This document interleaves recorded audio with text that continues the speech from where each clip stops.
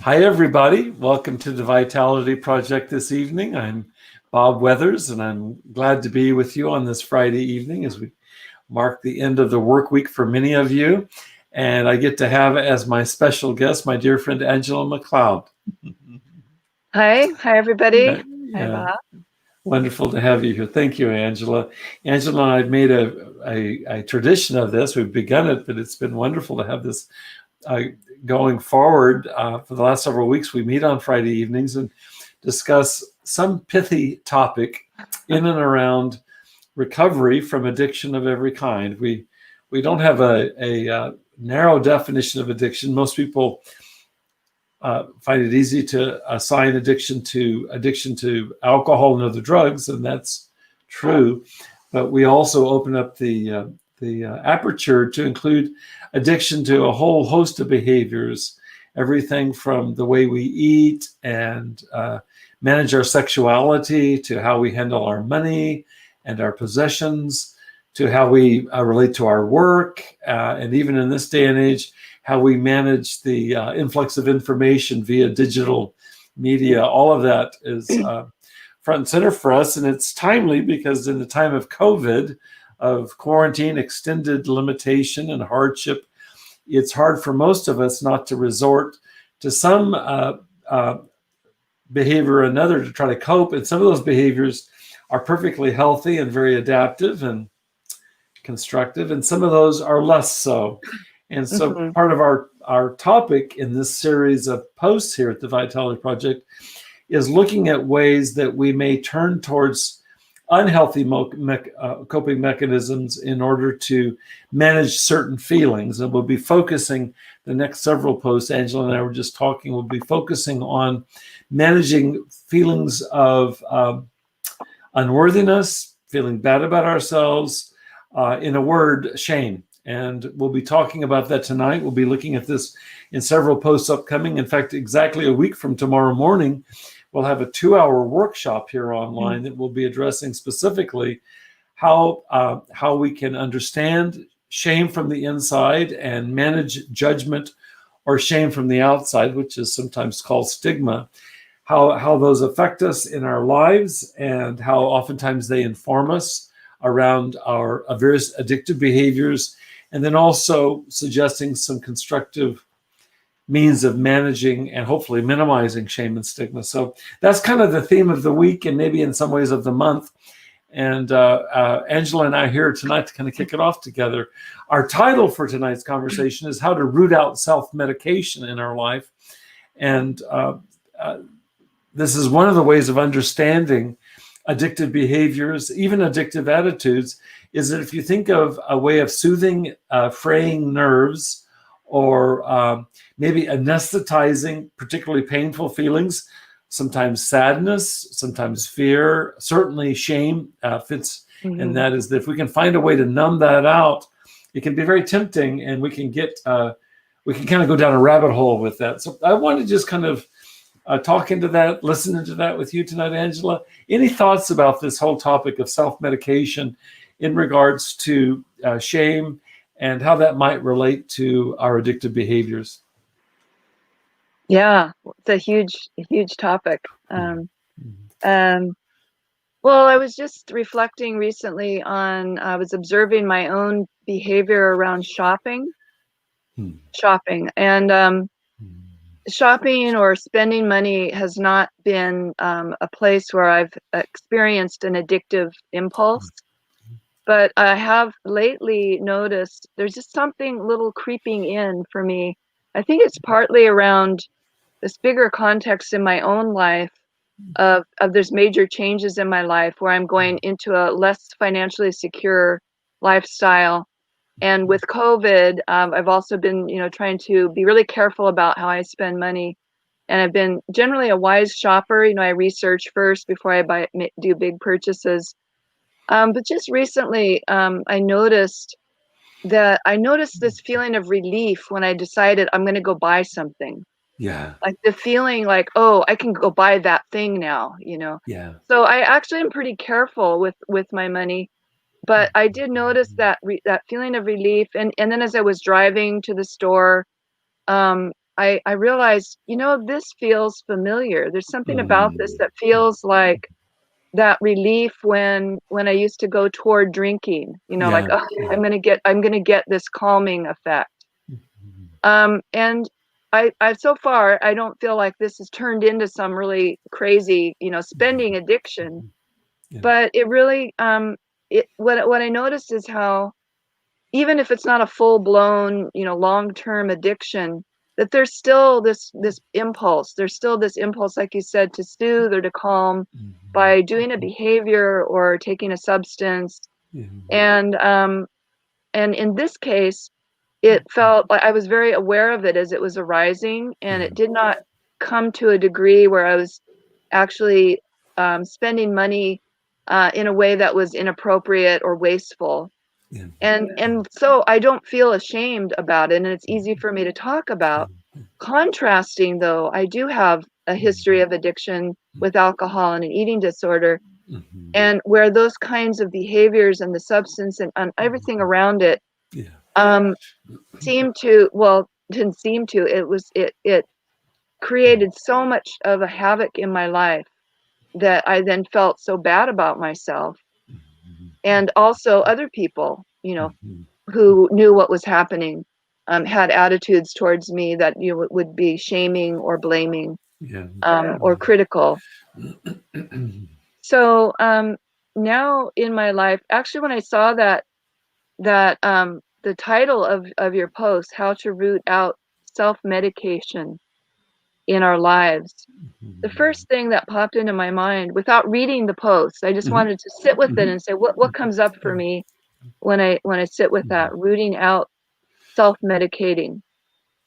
First was the thing that makes me want to self-medicate, like you said earlier, is I'm feeling some kind of discomfort, pain, shame, just some kind of distress. And so for me, the new thing is to pause and to see if I can create what I would call a compassionate space or context to feel that pain. And that's not my norm. That's not what I want to do. That's not my reflex. And so I have to consciously choose to do that. And I don't always do that. I mean, I don't remember to do that a lot of the times, but that's become more when I say, how can I root out self-medicating? Well, I have to be willing to feel those feelings, to feel that pain. And I'm not going to be willing to do that if there's not some kind of compassionate container, whether it's within myself or whether it's with other people, a group, a person that I trust. And so then the other part of that for me is has to do with self-examination, or examining those thoughts and those beliefs that are usually connected with it, the unworthiness, you know, I'm not good enough, those kind of thoughts. Now, I just go on a little bit longer on this. I'm kind of jumping to another part. You know, I did not, before meeting you and reading more about shame and coming to more of an understanding, I did not really identify shame in my life as I do now, and how prevalent it is. It has different disguises. And so being more educated about shame, not just not just intellectually, but how does it actually feel in the different manifestations? You know, I have been aware of what embarrassment is, you know, when I do something and I feel embarrassed. But to me, embarrassment can be a light form of shame. Right. But becoming aware of how shame manifests in me has been a really big, important part of my healing journey. Good. And so anyway, that's what's percolating up for me, being willing and able to feel those uncomfortable feelings and examining those beliefs, those thoughts that are kind of running the shame show. Yeah, so much richness in all that you're sharing, Angela. Thank you. As you were speaking, and actually you repeated the title that had come to me to give for tonight's conversation, How to Root Out Self-Medication in Our Lives. Something came to me new as I was listening to you, and I haven't thought about this in probably, I would say maybe over 40 years, when I was an undergraduate, when I was going to college, I went to college at Fresno Pacific University up in Central California. And it was a Mennonite Brethren run school. And the Mennonite Brethren were a part of the Reformation initially in Europe at the time of Martin Luther, John Calvin. And I didn't have any history with the Mennonites other than that it was the nearest local private college, and I wanted to study psychology and also wanted to study religious studies, and they were but they were part of what was called the Radical Reformation. The Mennonites were, and I was curious to find out what that meant. And they were this peculiar, and a really good fit for me, peculiar combination of being very progressive politically around social issues and being very evangelical in terms of spiritual faith. And at that time, that was a very good fit for me. And in some ways, it still is, particularly the progressive political stance. But I remember hearing someone talk at some point, this is all those years ago, about the word radical. And I would not have known this if I hadn't gone to this college. But the word radical comes from the Latin word radix. And radix in Latin is simply the word for root. And as I was listening to you and I was looking at how to root out our self-medication in our lives, is that it really is getting down to something very essential, like the root of so many of our painful emotions. And I'll be talking about it this week in the post that I'm preparing, looking at shame and in the kind of the menagerie of uncomfortable emotions, which for most people include anger and especially deep sadness, and also fear, particularly when it's abject fear. These are very uncomfortable emotions to bear. And we'll be talking about shame in the context of those other emotions. I won't go into that content right now, but it's enough to say that we're down in the root kind of condition of much of our distress in our lives. And you made a really important point. I really want to second that motion, Angela, which is that, in 40 years of doing clinical work, I rarely have had a client come in and say, Bob, I want to work on my shame. In fact, it's almost laughable. I don't think I've ever had a client in 40 years say that. And I think part of it is that shame is kind of this invisible kind of radix, root condition that for many of us, we're unaware of it. It's almost like the water that we swim in or the air that we breathe. And it can manifest, when you mentioned embarrassment, I can remember when I was a teenage boy and I was working in the local pharmacy, and one day I had a very embarrassing interaction with my boss, and I went back to the back room where I checked in all the stock, and I actually made a list of the top 10 most embarrassing moments in my life. And I decided that one was that day probably was at the top for me. It was very embarrassing. And I think, why would a 16, 17-year-old boy come up with the top 10 most embarrassing moments? Well, I think you're right. I think embarrassment, it was painful to me at the time, but it tends to be more temporary or fleeting. But I can only speak for myself. I think I had a core or a radix, a root underneath, that when I felt humiliated or embarrassed, it would stick around for a long time, and it would be just so painful. And I would reiterate it in my mind, like I could repeat this over and over, kind of like a cow ruminating on its cud. I would ruminate on shame, ruminate on embarrassment. And then I began to understand why it is for some of us. It's not for everybody, but it's a goodly number of people, especially the people I've seen over the years in psychotherapy in the last 10 years, focusing exclusively in addiction recovery. And then thinking of my own personal experience, I really appreciate you sharing, Angela. Both of us know addiction firsthand. Both of us know the shame that not only goes hand in hand with active addiction, but the shame and regret that can come up in early recovery. And I want to say, for me at least, the shame that preceded my addiction. Oh, yeah. I think that shame set the stage for me. And the crazy thing about it, which is what you were just saying, is that I was unaware of it. If you'd asked me at any point in my life, I could have probably told you the top 10 most embarrassing moments, but I don't think I would have done the math and connected to the fact that, Bob, you have what psychology calls a shame-prone vulnerability, that you're prone to shame experiences. And so I did a lot as antidotes against that. If I could just run fast enough, maybe I wouldn't be ashamed of myself. Maybe I wouldn't feel bad or broken or somehow wrong or less than or those kinds of things. But when I got into, as I approached midlife and also descended into my own lengthy period of active addiction, I couldn't run fast enough to stay ahead of it. And so I found myself turning to alcohol and other drugs and other behaviors as attempts at anesthesia. And honestly, Angela, I didn't think I was that conscious of it at the time. This is all kind of post-mortem, after the fact. It's been very, very useful for me to kind of go back and analyze what led to this this huge kind of divot in my life stream. And also it suggests, what do I need to attend to? You and I just talked earlier today about this, is that self-compassion or self-forgiveness for me, and you and I were sharing notes about how we're moving through the various parts of ourselves in dialogue. It's just been absolutely pivotal for me.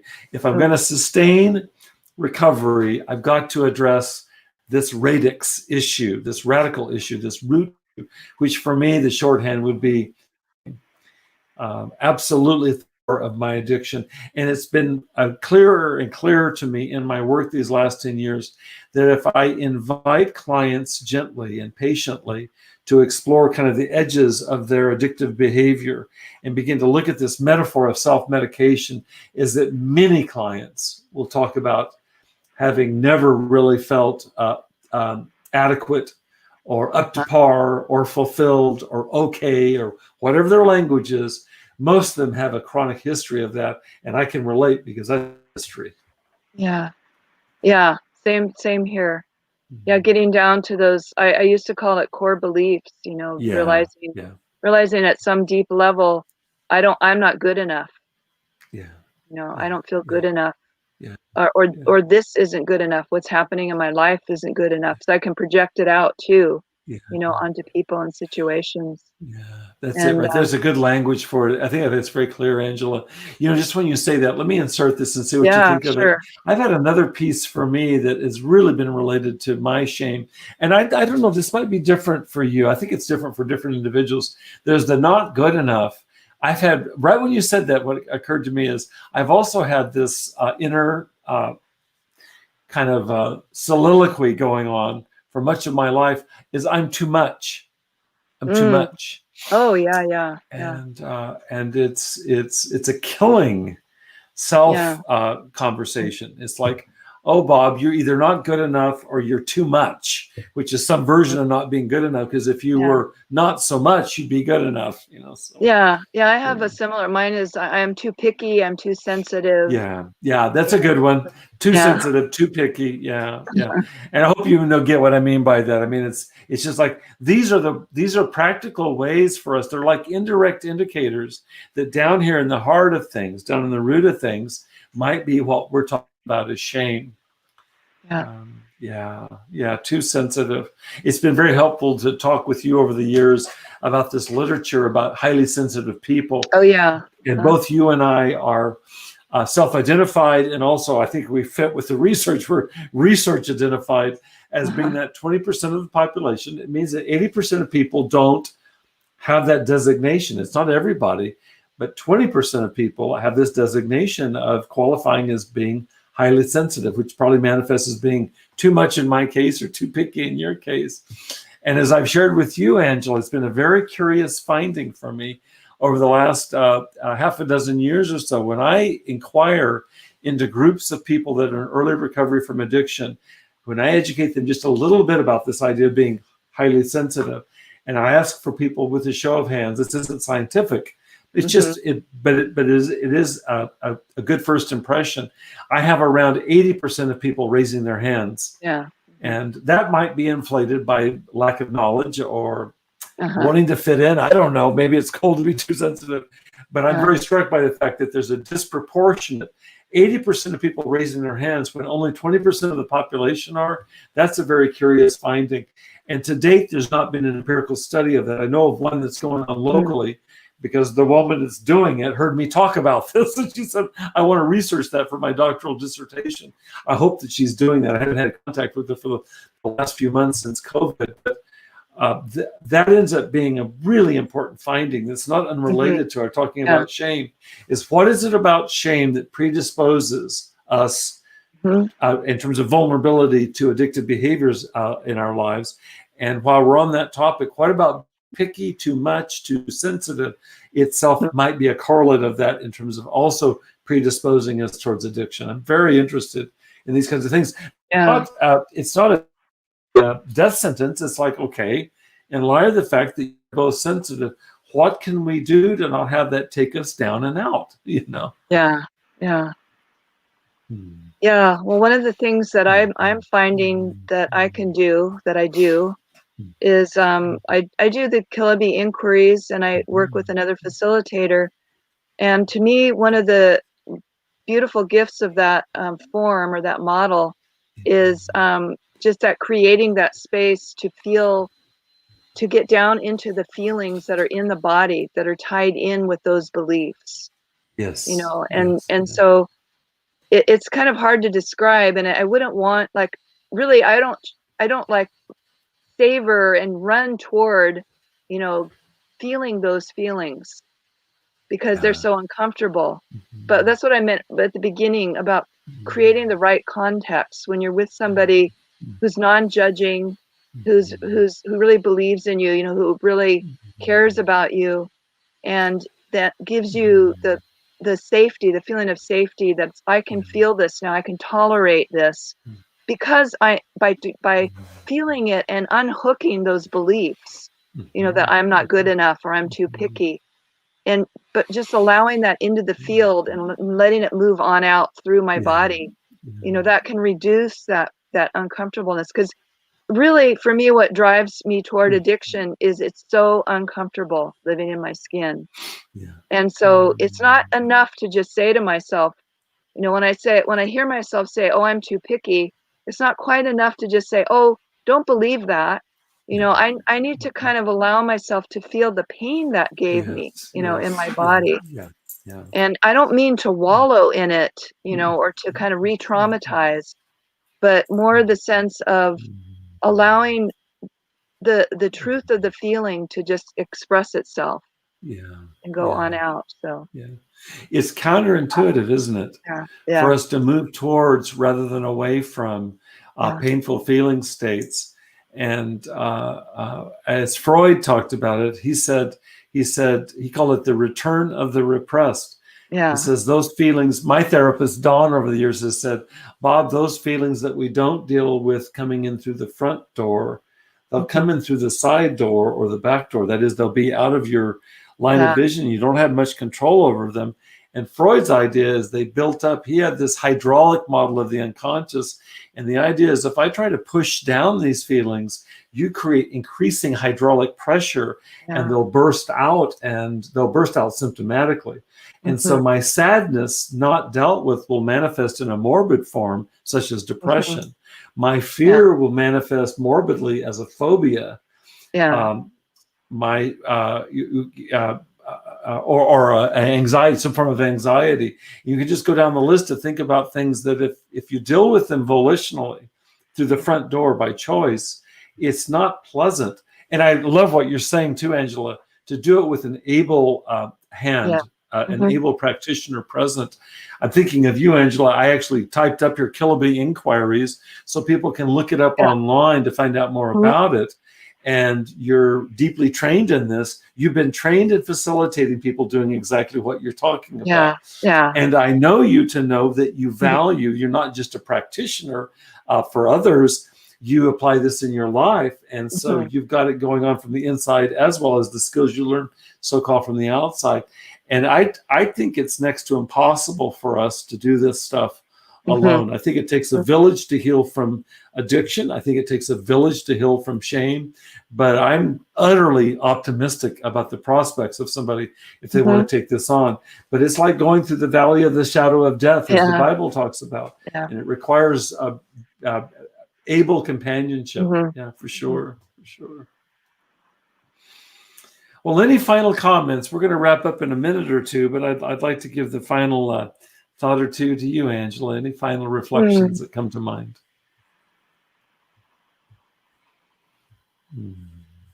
Well, I just feel peace and gratitude that you're bringing this to people, that you created this Vitality Project, and that more people could come to understand, these root issues. Because I guess that might be something I'd like to say, is that so much of my enslavement in addiction was so much about the surface, the behavior of the trying to control, relapsing, trying to get sober, etc., and all the damage that caused, and so much of that time wasn't about finding the root causes of what I was doing. And I do feel sadness for myself and for many people who stay stuck in the addiction, trying earnestly. I know so many people who have been stuck in addiction, not just woohoo, I don't care kind of mode. No, they're trying really hard, and they're caught in, just the relapse, to get sober, and maybe don't have the support or the understanding about these deeper roots that keep coming back to drive our behaviors. So I'm very grateful that you're bringing this topic of shame, and just the idea that we can look deeper into what the roots are, and that there's a way to work with that and to heal it on a more substantial level. Yeah, thank you. I want to just add a postscript to this, and it fits very much with our earlier conversation today.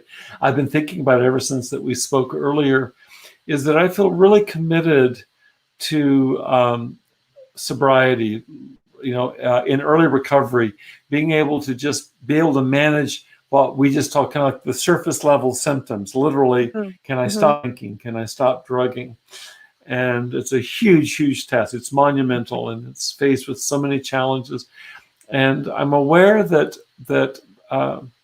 much of my work in treatment centers these days is around providing education that will provide not only those that are in recovery, provide them with resources, but I'm really invested in I'm talking about early recovery, providing resources for their family members, because most people are in the dark and it's scary, and they're resentful, and all of this makes sense. So, and so I feel really committed to that. But as we were talking about earlier today, Angela, I also feel a deep calling to this that we're talking about, which is like the next level of interior healing that's required. Sometimes you hear about this in self-help programs like the 12-step program, the distinction between kind of literal sobriety, let's say where I put down the bottle, and emotional sobriety, which is I think closer to what we're talking about, is that there's a root condition, I'm assuming, and I think you are too, I'm assuming underneath the surface level manifestation, which is symptomatic. I think addictive behavior is symptomatic of deeper level malaise, of struggles. Those can be emotional, those could be relational, those can be existential, those could be spiritual. All of those pertain. And I think to get to working on any of that, emotions, relationships, my life, my meaning, my purpose, my spirituality, I think all of that requires a sober mind and a body that's in the process of healing. Having said that, I feel really, really committed, and I know you do too, to providing a hand to those people that want what I think of as more advanced forms of recovery. There's a lot to be said for early recovery, and frankly, much of my work is in that domain. But I think an equal part of my work is in what I think of as intermediate or advanced level recovery that gets closer to what we're talking about. I would never bring what we talked about tonight to somebody in their first week of detox from long-term severe addiction. It would feel unethical to me. But it feels equally unethical to me to not address this as soon as the body and the brain are mended enough so that there's resource. Because I think for longevity's sake, if you're talking about sustained success in sobriety, I think it requires addressing what you and I are talking about tonight. And I think it requires great skill and courage to do that. But I feel really called to that here with the Vitality Project. Yeah. And I know you get this, and I believe that you share this with me. It's just, it's kind of being clear about the stages of recovery. Yeah. Early stages of recovery require a certain kind of set of tools that are basic and foundational, and they form the jumping off point into more advanced life transformation. And I think that's the goal. That's why I picked the title of this project. Yeah. I was reading some this afternoon. It's right here. One of my favorite authors in psychotherapy, and I was reading in his book, and I had just remembered it in the last days. His name is Robert Stolorow. He lives here in Los Angeles. He was trained at Harvard. He's an incredibly well-respected psychologist, and has written at least a dozen really influential books in the field, and he's really one of my favorite authors. I'd forgotten that Robert uses this term. He calls it your vitalizing affective core. And what he means by that is it's the center of who we are emotionally. He sees that as being the central, kind of like the central, he talks about it's the central organizer of our experience of ourselves, is this vitalizing affective core. That's exactly his words. I actually looked it up. It's on page 52 of this book, and I reread it. It's been years since I read it, and I'd forgotten that he uses that term, but it's that center out of which our vitality emanates, and I think that's the place that we're talking into tonight. I think that shame covers over that affective core. I think that healing and recovery imply that we're going to clear off that which covers over our vitality. And the goal here is a robust, vital, creative, contributing life. And I feel really committed to that. And I think that goal requires the deeper level conversations that you and I are having. Yeah. That's just one example. I feel like it absolutely requires that. So I'm not satisfied with just sticking with early recovery and saying, okay, we're done with that. And in fact, I feel like probably my deeper calling is to this level that we're talking about right now, which is to truly liberate our souls to be, to become who we're here to be. That's really, I feel really drawn to that. I'm 65. I don't know how many years I have left, but I'm really committed to that work. And it's in the realm of recovery. I believe it's quite universal. I don't know that there's anybody who isn't in the process that couldn't use help in terms of recovering their original face before they were born, as they say in the Eastern traditions. And I feel really committed to that. And I feel like I'm joined with you in that, Angela. I feel very, very kind of co-conspirators here in this whole approach. You bring skills that are enormously valuable. I hope that I do, and I think that we want to make a difference for people that are really looking for what's the next step. Well, this is it. This is the next step. Yes. Oh, completely agree with you, and I'm so excited to, see what comes next. Thank you. Me too. Me too. Let me finish up by just reminding you, I mentioned it earlier, next Saturday morning from 9 to 11 Pacific time, Angela, I'm sure, will be there as a guest, and I'll be speaking into this topic of shame and stigma and what we can do to root it out in the spirit of radix, root it out. And it's not just looking at the experience of the one who's in recovery from addiction, but also his or her loved ones, as well as those that are in the business of providing treatment, of support, skilled helpers, helping professionals, healthcare, etc. And it's meant for anyone that is interested in this topic tonight. We'll be going deeply into it next week. And I encourage people to sign up. It's $10, so it's quite reasonable, the fee. And if you sign up for it, you'll get a whole plethora of resources. You mentioned it earlier. I've done research for the last number of years, but in preparation for this workshop, I've created a bibliography of what I feel like are about a half a dozen of the seminal resources on shame and stigma in the field. And you'll get that.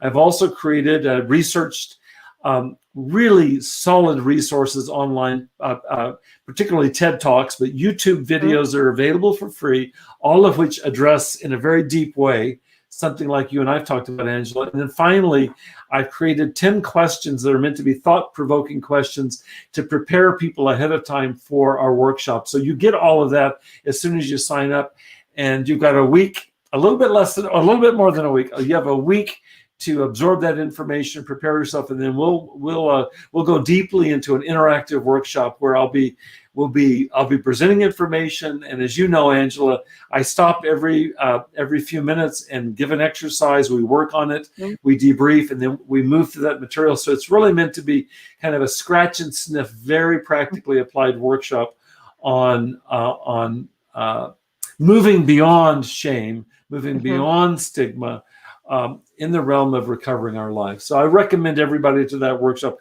Would love to have anyone that's listening tonight to join us next week. It'd be a real pleasure to have you there. Yes, I'm looking forward to it.